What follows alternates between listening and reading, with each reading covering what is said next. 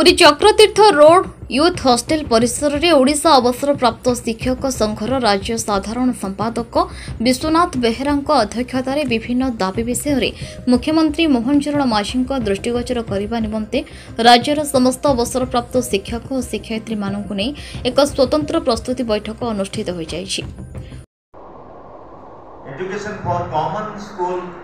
pupils.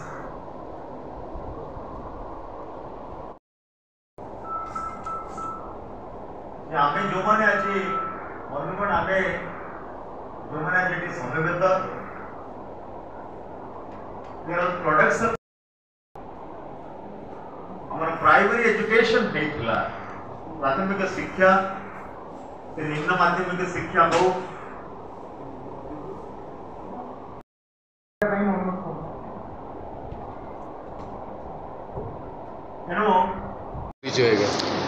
Vishwanath Behera राज्य अवसरप्राप्त शिक्षक संघर युग्म साधारण संपादक। आज्ञा जो 2 दिन कर्मशाला चलती विस्तृत विवरणी रखा कर्मशाला नुहे ये हूँ आमर कर्मशाला सह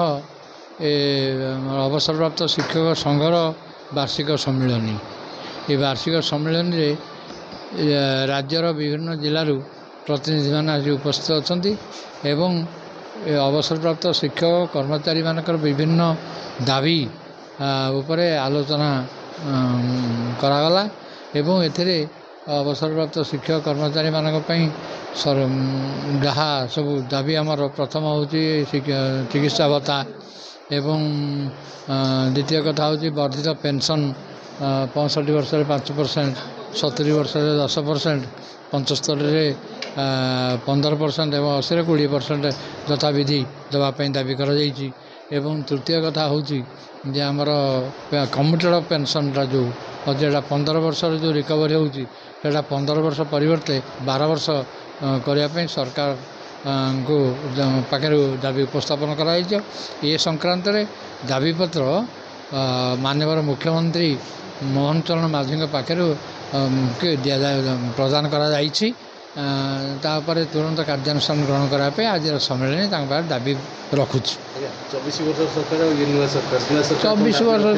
वर्ष सरकार पाखे आम ये दाबी रखी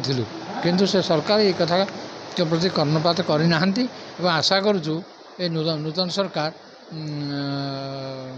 माननीय मोहन चरण माझी माननीय मुख्यमंत्री मोहन चरण माझी आमर ये दाबी को उपयुक्त भाव अनुध्यान करी कार्यानुष्ठान ग्रहण करें। पुरीरू रमेश साहू रिपोर्ट न्यूज उपांत खबर।